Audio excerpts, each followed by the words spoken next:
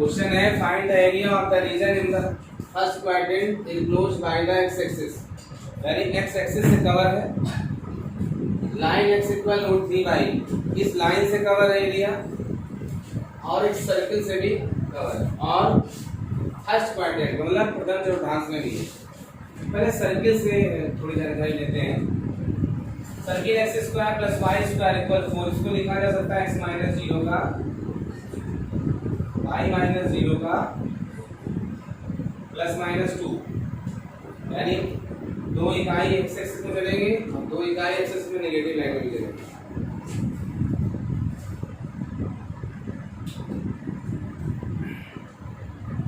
दो इकाई नेगेटिव इधर लेंगे, दो इकाई पॉजिटिव इधर भी, नेगेटिव इधर भी।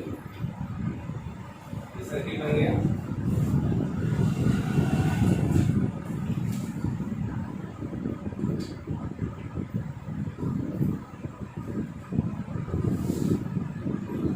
सेंटर इसका क्या है? माइनस के बाद अंदर लिखा होता है 0 0। रेडियस 2 आ गई। अभी इस लाइन के बारे में विचार करना है। सर्किल तो हमने बना लिया तुरंत, लाइन का ग्राफ कैसे बनाएंगे समझिएगा।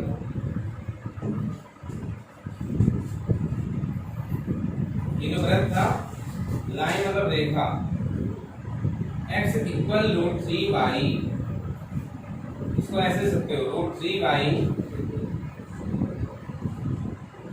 इक्वल x, इसको लिख सकते हो y equal 1 by root 3x।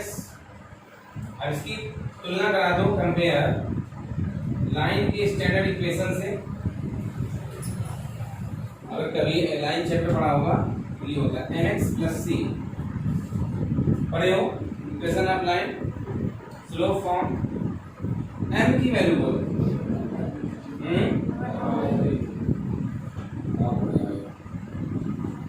m slope होती है, प्रवणता होती है। इसको कैसे निकाल सकते हैं? थीटा वैल्यू से tan थीटा। tan थीटा की वैल्यू क्या है?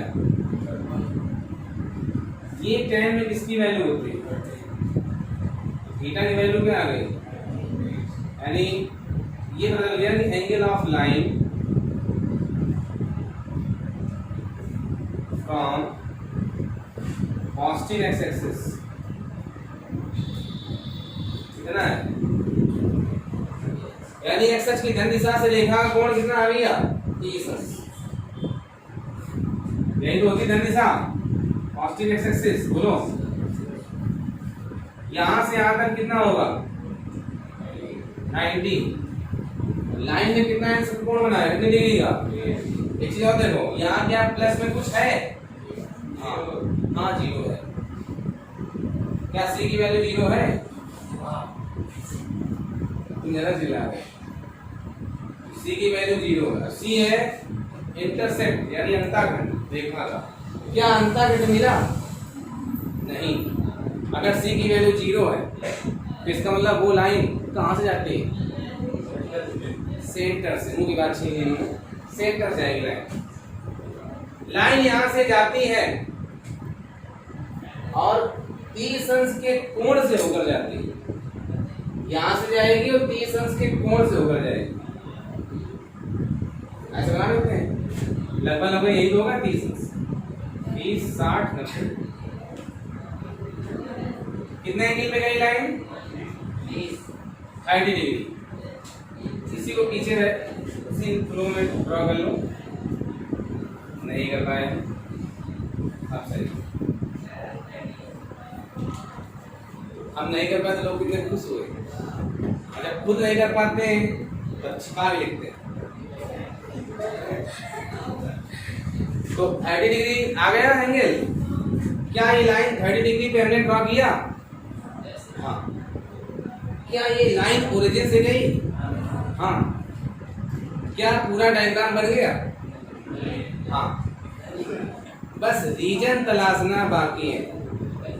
रीजन का मतलब कारण नहीं, रीजन का मतलब छायांकित भाग।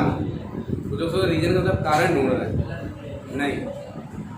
चलो कारण ढूंढते हैं। चलो ये लाइन है, लाइन से कर्व गिरा हो जो रीजन है यानी छायांकित भाग, रीजन का मतलब छायांकित भाग या प्रभावी क्षेत्र, तो इसके मतलब तुम समझ रहे। ये लाइन है, ये कर्व है, लाइन और कर्व के बीच में होगा और एक बात, यही बात, बस इसी बात करनी थी। तो दशहरा आ रहा है, दीपावली का समय आने वाला है, तो ये पहले से तैयारी करने लगी है लोग।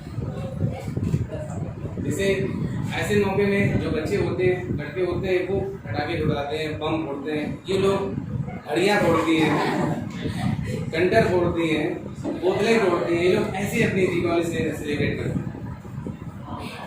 सर्किल और लाइन के बीच का एरिया ढूंढना है, और एक बात उन्होंने कही है, फर्स्ट पॉइंट रेंज पे भी रहना। कहाँ रहना? देखो भैया, ये लाइन है, ये सर्किल है, और फर्स्ट क्वाड्रेंट में रहता है ना। एक्सेल लगाया है क्या इसमें? एक्स एक्सेल भी लगाया है, नहीं तो अगर ये एक्स एक्सेल न लगाता तो हम ढूंढ ना पाते असली रीजन कौन है। क्यों? क्योंकि अगर हम फर्स्ट क्वाड्रेंट पे जाते हैं तो देखो भैया, फर्स्ट क्वाड्रेंट ये होता है, ये वाला एक्स एक्सिस ले लें और ये वाला वाई एक्सिस, यानी इस एरिया के बीच में रहना। तो अब ये और ये चार टुकड़े हम छोड़ देंगे, ये हमारे मतलब के नहीं। कितने बचे? केवल दो, एक ये और एक ये भी हो सकता है, ये भी हो सकता है, लेकिन उसने एक बात और बोली थी, ये क्या लिखा है यहाँ? एक्स एक्सिस, यानी एक ऐसा रीजन ढूंढना है जो लाइन से कवर हो, सर्किल से कवर हो और एक्स एक्सिस से कवर हो। देखिएगा, अब हम ढूंढेंगे, ये लाइन है, ठीक भैया, ये सर्किल हो गया और ये एक्स एक्सिस हो गया, ये वो रीजन है। इसी कलर कर दो, इसका हमें आंसर देना। कठिन है क्या? वो कठिन है, कैसे निकालोगे बोलो? अब यहां से ध्यान से देखो, ये इस डिजाइन का है,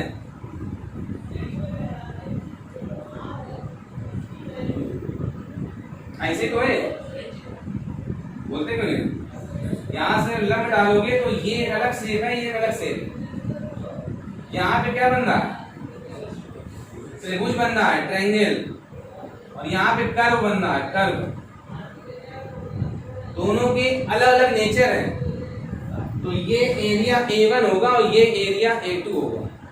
अब एक बार एक है, फार्मूले से समेट के आंसर देते, अब वो नहीं चल पाएगा। एक बार इसका आंसर दोगे इस लिमिट से इस लिमिट तक, और उस समय रोल किसका होगा? y dx आता है, उसमें y की वैल्यू कौन रखोगे? ये वाली वैल्यू, इससे जो y की वैल्यू होगी, ये जानते हो कौन है? यही तो लाइन थी। और जब ये आंसर दोगे उस समय यहां से लिमिट उठाओगे, यहां तक लिमिट लोगे, और जब यहाँ पे ये लिमिट ये वाली है, जीरो वाली, जीरो से फलाने तक, और यहाँ से y की वैल्यू प्लस, यहाँ जब आंसर इसका आंसर दोगे तो इसमें किसका रोल है? कर्व का रोल है। किसका?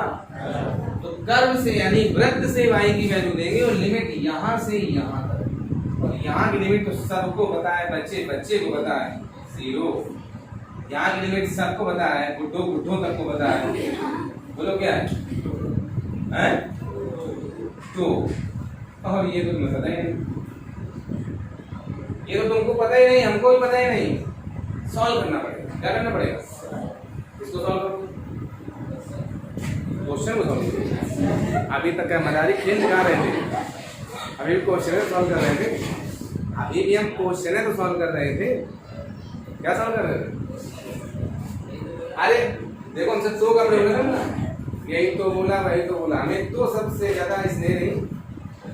इसको ये जो पॉइंट है, ये इसी डायग्राम, इतने पार्ट को हमने जूम करके दिखाया। कैसे? ये वही पॉइंट तो है, ये वाला, और इसको सॉल्व करने, मान लो पॉइंट P है, ध्यान से देखो, इस पॉइंट पी से कौन गई है, कौन गया है, सर्किल। जब न लिखा हो कि कौन सा कर्व है तब कर्व बोलो, जब पता है कि कौन सा कर्व है, सर्किल है कि पैराबोला है, एलिप्स है, उसमें बोलो कि क्या है। तो इसके और इसके इक्वेशन को क्या करेंगे, सॉल्व करेंगे। तो लिखेंगे और point P solving of equation कौन कौन सी, सर्किल एंड, इनको सॉल्व करेंगे। कितना लिखो, सॉल्व करते हैं, लिमिट निकालते हैं, बड़ा क्वेश्चन।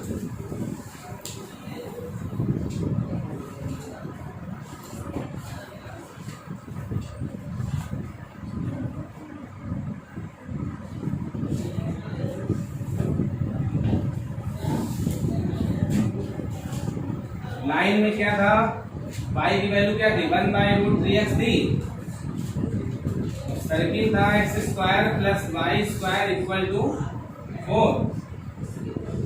देखो सॉल्यूशन देखो ध्यान से, y की वैल्यू 1/√3x, थोड़ा तेज सॉल्व करेंगे जल्दी से।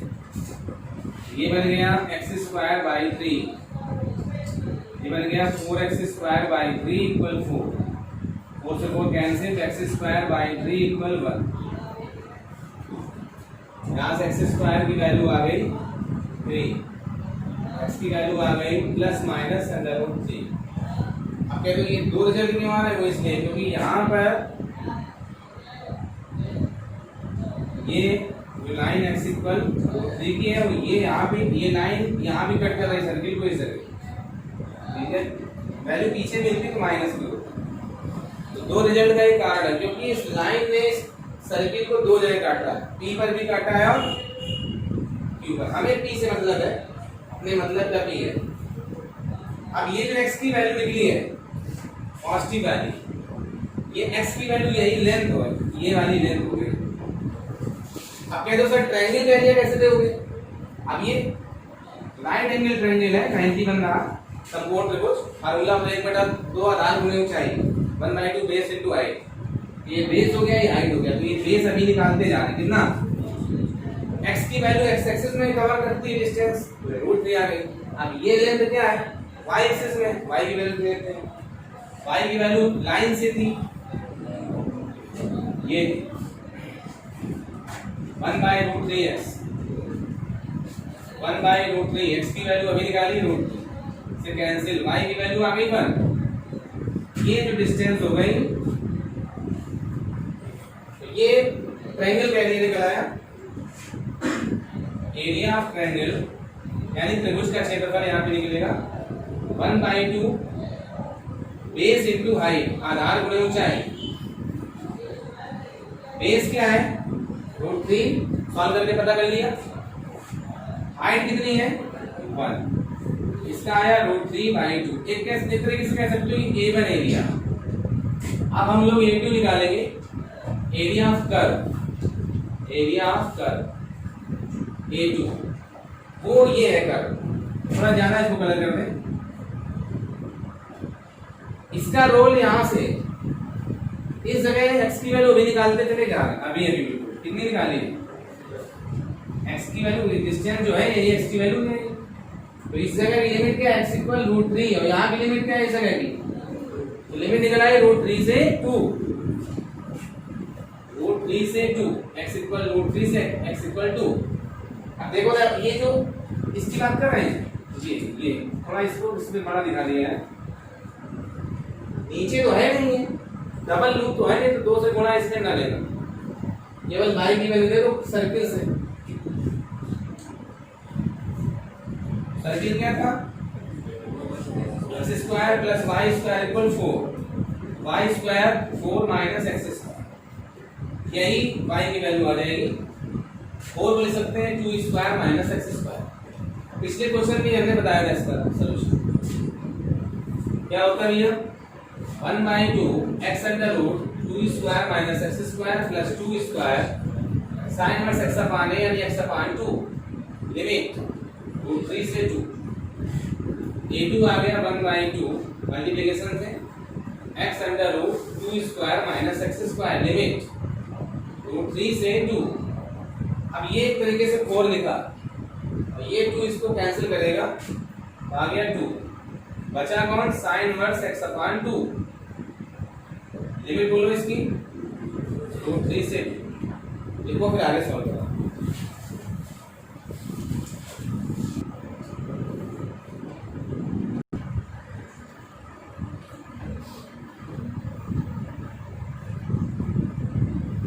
टू अप्लाई करेंगे तो 2 under root 2 square minus 2 square, root 3 लगाओ, root 3 under root 2 square minus root 3 square. Calculation देख रहे हैं ना, कहीं मिस्टेक को बताना बातें प्लस 2 साइन इनवर्स 2 अप्लाई करो 2/2 minus sine inverse root 3 apply करो 3/2 तो 0 हो गया। यहाँ पे 4 minus sine inverse 1 minus sine inverse 5 minus root 3, यहाँ पे रूट 1। ये किसकी वैल्यू है π/2 की, ये किसकी वैल्यू है π/3। मल्टीप्लिकेशन कराएंगे तो माइनस का रूट 3/2 प्लस इसका इसका मल्टीप्लिकेशन क्या बनेगा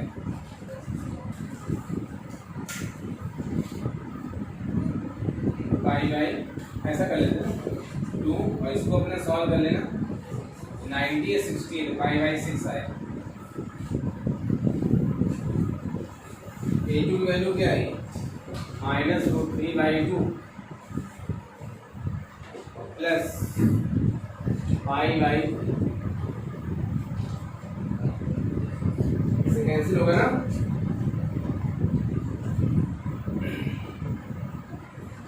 अब टोटल एरिया है वो ऐसे लोग ऐसे कर लेते हैं a1 प्लस a2, गलत हो जाएगा। a1 की वैल्यू क्या थी 3/2, a2 अभी निकला है बोलो माइनस रूट 3/2 प्लस π/। अब आप इसको कैंसिल कर दोगे मैथमेटिकल, आंसर आएगा π/3। आप खुश हो जाओगे कितना बढ़िया 10 मैच कर गया, गलत हो जाएगा। टोटल एरिया ऐसे होता है, टोटल एरिया मॉड a1 और टोटल एरिया का फार्मूला क्या है पहले वाले एरिया का मॉड प्लस दूसरे वाले एरिया का मॉड। अब बताओ a1 की वैल्यू क्या थी माइनस रूट 3/2 का मॉड और प्लस a2 तो है माइनस रूट 3/2 प्लस π/। तो पॉजिटिव हो गया ना, ये पॉजिटिव था तो ये देख लो इसमें बड़ा कौन है, ये बड़ा है ये बड़ा है, तो उसी हिसाब से सॉल्व करते हैं। इसको पहले थोड़ा रफ में इसका चेक कर लेंगे तो माइनस रूट 3 का मतलब होता है 1.732 होता है रूट 3 की वैल्यू अपान में है 2, पाई होता है 3.14 माइनस 0.8। आप समझो ध्यान से माइनस 0.8 और ये 6 कैसे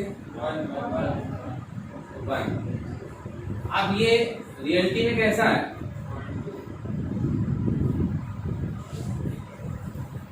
पॉजिटिव है ना। अब अगर ये पॉजिटिव है तो इसको मॉड देने की जरूरत नहीं, ये भी ध्यान रखो क्योंकि इसकी फाइनल वैल्यू कैसी है पॉजिटिव है। Total area A equal A2 पहले से पॉजिटिव है तो उसको मॉड मत दीजिए। अब A1 की वैल्यू क्या थी नेगेटिव थी कि पॉजिटिव थी, वही पॉजिटिव थी तो उसको भी मॉड नहीं देना, यानी जो आया था वही सही था। A1 की वैल्यू क्या थी रूट 3/2 प्लस A2 अभी निकला minus root 3/2 plus π/3। Total answer आ गया π/3 स्क्वायर यूनिट। अब मान लो इसको हमने चेक किया जैसे यहाँ बगल में चेक किया रफ में, और इसका नेचर कैसा होता निगेटिव, तो जिसका भी नेचर निगेटिव हो तो उस पे यहाँ मॉड चढ़ा देना। दोनों का नेचर निगेटिव हो तो दोनों में अलग अलग मॉड चढ़ाना, होल मॉड में चढ़ा देना ये कि यहाँ है नहीं। दोनों के अगर नेचर निगेटिव है तो इसमें भी मॉड अलग, इसमें भी मॉड अलग। किसी एक का नेचर निगेटिव आ रहा है तो उसको पॉजिटिव करने के लिए केवल उसी मॉड लगाओ। दोनों का नेचर पॉजिटिव है तो फिर किसी में भी मॉड ना लगाओ। यानी ये वो बेसिक थ्योरी है जिसमें आप लास्ट में अपने क्वेश्चन की पूरी मेहनत बेकार हो सकती है, क्वेश्चन गलत हो सकता है। इसलिए ये चीज हमने ज्यादा अच्छे समझाई लास्ट में, किसको कब मॉड देना है, कब दोनों को मॉड देना है, कब किसी को भी मॉड नहीं देना। इसमें हमने किसी को मॉड नहीं दिया क्योंकि हमने पता किया कि A1 A2 भी कैसा नेचर है, पॉजिटिव, और A1 भी पॉजिटिव, तो किसी को मॉड नहीं देना है। तो फिर जो सोल्यूशन में जो आ रहा है फिर वही सही। अभी मान लो इसी का नेचर कैसा आया होगा, निगेटिव, तो इसको क्या दे देते मॉड। मॉड की वजह से ये हो जाता पॉजिटिव, इससे माइनस कॉमन लेते तो ये हो जाता पॉजिटिव, ये हो जाता निगेटिव, फिर बाहर आता तो आंसर पे ये इससे कैंसिल ना होता बल्कि इससे डबल टाइम से जुड़ जाता फिर वो मेन आंसर।